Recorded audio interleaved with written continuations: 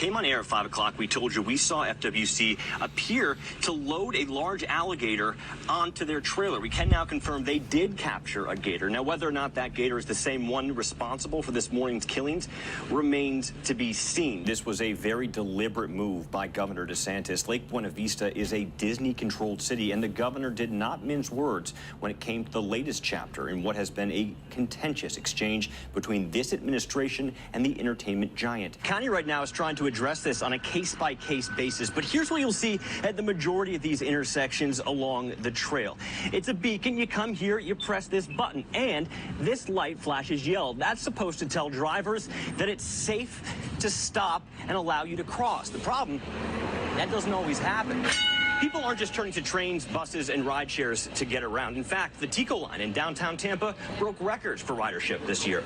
In fact, it's now the second busiest streetcar in the entire country. Only Kansas City has more passengers per year. The district says this money would go towards increasing staff salaries in an effort to stay competitive. But by how much? They tell us it could mean the average teacher salary goes up by $4,000 and the average non-teacher salary would increase by about $2,000. We spoke with people today who were returning to their houses for the very first time, seeing firsthand what little they had left. We also spoke with people today who decided to stay when Hurricane Ian hit, a decision they say very nearly cost them their lives. When I look at my career arc in high school and my siblings as compared to these two, it leaves a lot to be desired. I'll say that. The orange forecast for this year puts production at about 28 million boxes, or 1.26 million tons, according to the U.S. Agriculture Department.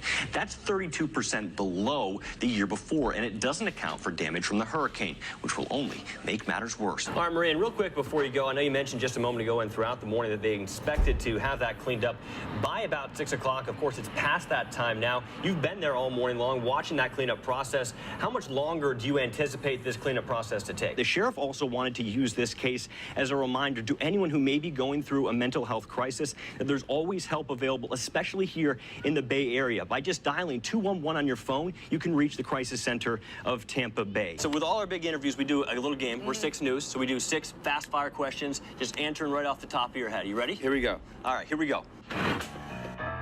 So you're on The Voice. You have 30 seconds to win the judges over. What song you sing? Big or go home. That seems to be the motto here at Gillette Stadium. Still see the tire tracks here on the grass behind me where that tractor trailer originally went off the road. The youngest victim in this shooting, just 14 years old, as this community tries to come to grips with the fact that the latest mass shooting in America happened in the place they call home. Well, can you believe it? Joe Castiglione has called his final game for the Boston Red Sox. He was honored in a pregame ceremony today before he took that ceremonial first pitch.